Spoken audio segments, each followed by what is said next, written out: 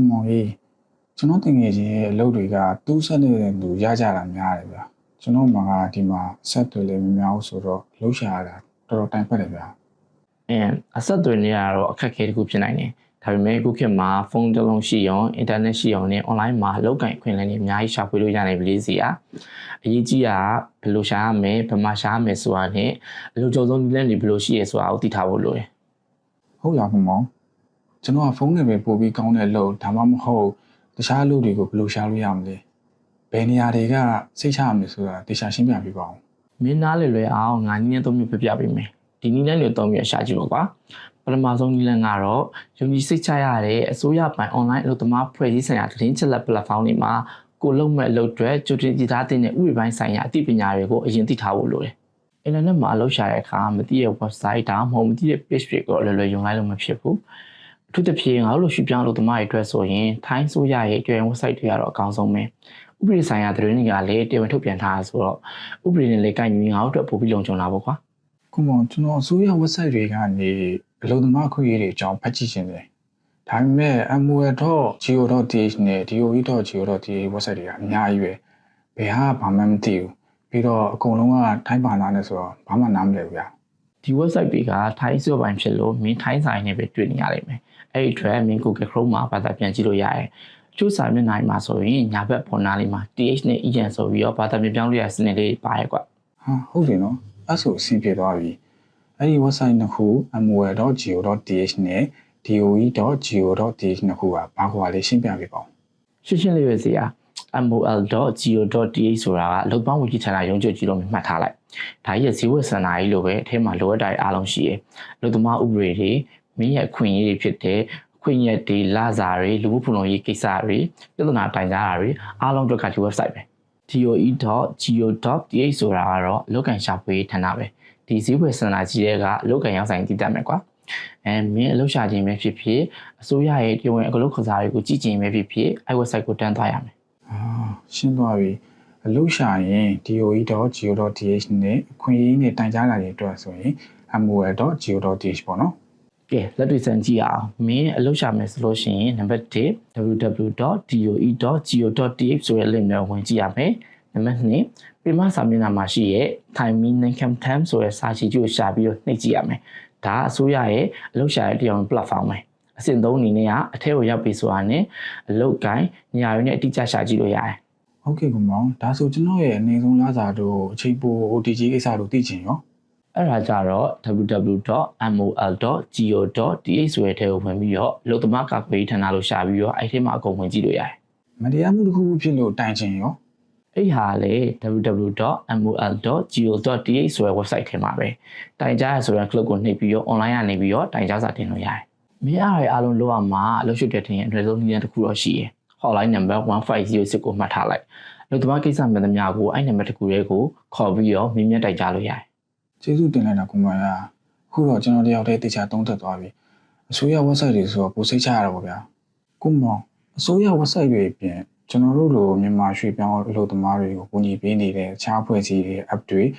website တွေရောမရှိဘူးလားဗျရှိရပါစေရအရင်သုံးဝင်တဲ့အရင်းမြစ်တွေရှိရယ်မင်းတည်ထားရမယ်အဓိက platform တစ်ခုအကြောင်းကပြောပြပေးမယ်တစ်ခုကမင်းနေစေသုံးဖို့နဲ့နောက်တစ်ခုကတော့အရေးကြီးတဲ့အခါမှာသုံးဖို့ပေါ့ပထမတစ်ခုကမိတ်ထိုင်းနဲ့သူကနာမည်တိုင်းပဲဖုန်းထဲကမိတ်ဆွေလိုပဲဒီမှာကြည့်သူ့ရဲ့လိပ်စာက makeTime.com/employee/mn/ ဆိုတော့မြန်မာလိုတန်းသုံးလို့ရတယ်ဟောမြန်မာလိုဆိုတော့အရင်အဆင်ပြေတာပေါ့သူကဘာတွေလုပ်ပေးနိုင်လဲသူကနှစ်မျိုးအဓိကသုံးလို့ရတယ်တိချက်ကဖူးတူတာရဖို့ထိုင်းမှာနေထိုင်တာအလုပ်လုပ်တာနဲ့အခုရေးအကြောင်းဆောင်းပါးတွေကိုမြန်မာလိုဖတ်ကြည့်လို့ရတယ်နှစ်ချက်ကကြတော့အခုညီတောင်းဖို့အရေးကြီးတဲ့နံပါတ်တွေဥပမာတန်ယုံစေးယုံ NGO ရဲ့နံပါတ်တွေကိုအခုညီကဏ္ဍမှာအလွယ်ကြီးရှာကြည့်လို့ရတယ်သူကသုံးရတဲ့လွယ်တဲ့ website ထဲဝင်ပြီးကိုစိတ်ဥစားရဲ့ခေါင်းစဉ်ကိုနှိပ်ကြည့်လိုက်အောင်ပဲဒါကနေ့စဉ်သုံးဖို့အတွက်အရင်ကောင်းတာပဲနောက်တစ်ခုကအခုမောင်နောက်တစ်ခုကပိုပီလေးတဲ့ကိစ္စရဲ့အတွက် IMO Thailand နဲ့သူကကုလသမဂ္ဂရဲ့ရွှေ့ပြောင်းတောက်လိုက်ဆိုင်ရာအဖွဲ့ဖြစ်တယ်အဲ့ဒါကြောင့်သူ့ရဲ့သတင်းချက်လက်တွေကတရားဝင်တယ်သူ့ရဲ့ website ဖြစ်တဲ့ thailand.iom.int မှာတော့အင်္ဂလိပ်လိုရောထိုင်းလိုရောများတယ်အဲ့ဒါကြောင့် Google Chrome ရဲ့ translate ကိုသုံးပြီးတော့မြန်မာလိုပြောင်းပြီးတော့ဖတ်ကြည့်ဖို့လိုတယ်ဒီ website ကိုဘယ်လိုအတွက်သုံးတယ်လဲဆိုရင်တော့ဒီချက်ကတော့ဘေးကင်းလုံခြုံရေးအတွက်လူကုန်ကူးမှုရှောင်ရှားနည်းလို့အချက်လက်တွေဖတ်လို့ရတယ် နှစ်ချက်အကူအညီတောင်းဖို့အကယ်၍မင်းလူကုန်ကူးခံရတာအကြီးကျယ်ခေါင်းပုံပြက်ခံရတာမျိုးပြဿနာတွေကြုံလာရင် contact ကနေတစ်ဆင့်သူတို့ရှိမှာအကူအညီတောင်းနိုင်တယ်၃ချက်စာအုပ်စာတမ်းတွေဖတ်ဖို့ publication မှာငါတို့လိုလုပ်သမားတွေအတွက်တည်ပြီးဆိုင်ရာလမ်းညွှန်စာအုပ်တွေအများကြီးရှိတယ်နားလည်ပါပြီကိုမောင်ဒါဆိုကျွန်တော်တို့အတွက်အဓိကနေရာနှစ်ခုပေါ့ဟုတ်တယ်စီယာမြင့်မှတ်ထားမှာကနေ့စဉ်အလုပ်ရှာဖွေဖို့နဲ့ရုပ်ရှင်တဲ့သတင်းချက်လက်တွေအတွက်ဆိုရင်မိထိုင်းကိုသုံးရမယ်တရားဝင်သတင်းချက်လက်တွေလူကုန်ကူးမှုကာကွယ်ရေးနဲ့ကြီးမားတဲ့ပြဿနာတွေအတွက်အကူအညီလိုချင်ရင် IMO Thailand website ကိုသွားပြီးတော့ဆက်သွယ်ရမယ်ကျေးဇူးတင်လိုက်တာကိုမောင်ရမိထိုင်းကတော့နေစဉ်သုံးမိတ်ဆွေ MOI ကတော့ရည်ကြီးကိစ္စတွေအတွက်အားကိုးရမယ်ဖွဲ့စည်းပေါ့နော်ကျွန်တော်ဒီ website တစ်ခုလုံးကိုမှတ်ထားလိုက်ပါမယ်ပြီးတော့သတိထပ်ပေးရအောင်မယ် browser မှာမြင်ရှာလိုက်ရင်ပေါ်လာတဲ့ website link URL ကိုမနစ်ခင်နဲ့တခြားစစ်ကြည့်ရမယ်အစိုးရဆိုရင် geo.th ဒါမှမဟုတ်အဖွဲ့အစည်းဆိုရင် or.th လိုမျိုးအဆုံးသက်တွေရဲ့လိပ်စာတွေကိုလည်းသတိထားရမယ်ဒါမှမဟုတ်အရှိမငါပြောခဲ့တဲ့အတိုင်း Google search မှာ company နာမည်ကိုရိုက်ထည့်တာဖြစ်ဖြစ် scanadvisor.com ဒါမှမဟုတ် scanpredictor.com တို့လိုမျိုး website checker 2နဲ့တွဲပြီး link လုံခြုံရေးကိုလည်းစစ်လို့ရတယ်ဟုတ်ကဲ့ပါကွန်မောင် browser ကနေအလုပ်ရှာလေးကိုတော့နားလည်သွားပါပြီဒါပေမဲ့ကျွန်တော်တို့လိုရွှေ့ပြောင်းလို့သမားတွေက Facebook ကိုတုံးတာများတော့ Facebook ကိုတုံးပြီးဘလို့အသေးစိတ်ရှာလို့ရနိုင်လို့ဆိုတော့သိချင်ပါသေးရဲ့ဗျဒါပေါ့စီရဲ့သိမှန်တာပေါ့မေးတဲ့နဲ့မင်းကောမယ်မင်း Facebook ကနေလည်းအလုပ်ကိုင်ခွင့်လန်းကိုလုံလုံချင်းချင်းရှာလို့ရပါတယ်ကွာငါရှင်းပြပေးမယ်ကဲဒုတိယနည်းနဲ့တော့မင်းသိချင်နေတဲ့ Facebook social media ကိုသုံးပြီးတော့အလုပ်ဘယ်လိုရှာမလဲဆိုတာကိုငါပြောပြပေးမယ်မင်းတို့ငါတို့လိုလူများစုက Facebook ကိုသုံးပြီးတော့အဓိကအလုပ်ရှာကြအများရဲ့ကွာအဲဒါကြောင့်မို့လို့ Facebook ပေါ်မှာဘယ်လိုသတိထားရမလဲဆိုတာနဲ့ဘာလို့မလဲဆိုတာကိုငါပြောပြပေးမယ်မင်းရဲ့ Facebook search bar မှာကိုရှာချင်တဲ့အလုပ်မျိုးစာကိုရှာကြည့်လို့ရတယ်ဥပမာဆက်လို့ရဲ့အလုပ်ထိုင်းစက်ရုံအလုပ်မြန်မာထိုင်းရွှေ့ပြောင်းလို့သမားအလုပ်အဲ့လိုမျိုးတွေကိုထိုင်းလိုပဲဖြစ်ဖြစ်မြန်မာလိုပဲဖြစ်ဖြစ်ရိုက်ရှာကြည့်လို့ရတယ်မြန်မာလိုရှာမယ်ဆိုရင်တော့ငါပြောတဲ့စကားစုလေးတွေထည့်ပြီးရှာကြည့်ပေါ့ကွာရှာလိုက်တဲ့အခါမှာတော့ post တွေဒါမှမဟုတ် group တွေကိုအဓိကထားပြီးကြည့်ရမယ် profile ဒါမှမဟုတ် page တွေဆိုလို့ရှိရင်တော့လိမ်ညာများလို့သတိထားရမယ်နော်ကျွန်တော်သဘောပေါက်ပါတယ်ကိုမောင်ပြောတဲ့ group တွေ post တွေစင်ဒီအသေးစိတ်ကိုတော့သိချင်ပါသေးရဲ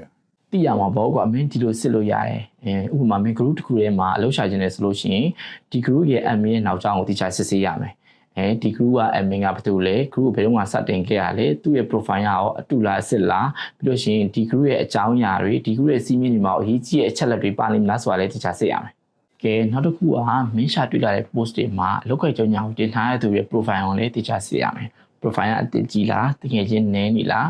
းဒါမှမဟုတ်သူတို့မှာပုံမှန်တင်တဲ့ post တွေရှိနေလားအဲ့ဒါကိုတည်ထားကြည့်ရမယ်တကယ်လို့သူ့ရဲ့ profile ကပုံမှန်ဖြစ်နေအောင်မှာသူပေးထားတဲ့ number တွေနဲ့သူတို့ရဲ့ website link တွေကိုခုနကငါပြောခဲ့သလိုပဲGoogle search တွေပြီးလို့ရှိရင်ဒီ website checker 2တွေမှာလည်းရိုက်ချက်ပြီးတော့စစ်ကြည့်လို့ရတယ်တစ်ခါတလေကြာရင်လေကြောခန္ဓာအောက်မှာဓာတ်ရဲ့ကျွမ်းတာမျိုးတွေလည်းရှိတယ်အဲ့ဒါမျိုးဆိုလို့ရှိရင်ကိုယ်ဝင်နာမည်နဲ့ဆက်သွယ်တဲ့ချက်လက်တွေကိုလည်းစစ်ဆေးဖို့မမေ့နဲ့ online မှာအလုပ်ရှာဖွေတဲ့အခါမှာလုံခြုံမှုရှိဖို့ဆိုတာလည်းအရေးကြီးရယ်မသိတဲ့ link တွေကိုမနှိမ့်မိဖို့မသင်္ကာတဲ့ app တွေကိုမ down မိဖို့ပြီးလို့ရှိရင်မသင်္ကာတဲ့ link တွေကိုဖုန်းတွေကိုမသိမှုတွေလိုအပ်တယ်အဲ့ဒါအရာလုံခြုံရေးအတွက်အရေးကြီးဆုံးပဲပြီးတော့မင်းအလုပ်ကိုင်ပညာစာသားတွေကိုစစ်ချင်တယ်ဆိုလို့ရှိရင်အရှိမငါပြောခဲ့ ChatGPT Power Job Scan လိုမျိုး AI တွေနဲ့လည်းစစ်လို့ရတယ်ဟုတ်ကဲ့ကျေးဇူးပါကောင်ပါအခုတော့အလုပ်ရှာတဲ့အခါဘယ်လိုနေရာတွေကိုကြည့်ရမလဲဘယ်လိုရှာဖွေရမလဲဆိုတာပို့ပြီးရှင်းရှင်းလင်းလင်းနားလည်သဘောပေါက်သွားပါပြီဗျပြီးတော့လုံခြုံရေးနဲ့ဆိုင်တဲ့သိပညာဘုသူသားတွေကိုထပ်ပြီးသိရတော့လုပ်ရှာတဲ့အခါစိတ်ပိုချရတာပေါ့ဗျာကောင်းတယ်အဲ့ဒါအရေးကြီးမဲ့စီယာကြီးမြင်မြင်နဲ့မှတ်ထားရမှာကအင်တာနက်ပေါ်ကအလုပ်ရှာရပဲဖြစ်ဖြစ် Facebook တို့လို social media ပဲလုပ်ရှာရပဲဖြစ်ဖြစ်မကြိုက်တဲ့နေရာရှာလို့ရတယ်တခုပဲမင်းအပေါ်အချက်တွေကိုတိကျစစ်စစ်ပြီးတော့ရှာလို့ရှိရင်တော့မင်းပို့ပြီးလုံခြုံစိတ်ချရတယ်အလုပ်တွေခိုင်မာတဲ့အခွင့်အရေးတွေရနေတာပေါ့ကွာပြီးတော့အလုပ်ရှာတဲ့အခါမှာလည်းမိကိုမင်းများမျိုးဝင်မလေးပါနဲ့ဒါအတူလားစစ်လားဆိုတာကိုတိကျသိအောင်လုပ်ရမယ်တကယ်လို့တခုခုမသိကြရင်မင်းရဲ့မိသားစုဒါမှမဟုတ်ကိုလိုယုံကြည်ရတဲ့သူကိုတိုင်ပင်ရမယ်မင်းရဲ့အလုပ်ကိုင်လုံခြုံရေးအတွက်မင်းရဲ့ကိုယ်ပိုင်အသိနဲ့တတိယအကောင်းဆုံးကာကွယ်မှုပဲအကူတို့မှတော့ညီလေးတို့ညီမလေးတို့ရေဒီဗီဒီယိုပိုင်းလေးမှာတော့ online နဲ့ social media ပေါ်မှာလုံခြုံစိတ်ချစွာအလုပ်ဘယ်လိုရှာဖွေရမလဲဆိုတာကိုအသေးစိတ်ရှင်းပြပေးခဲ့ပါတယ်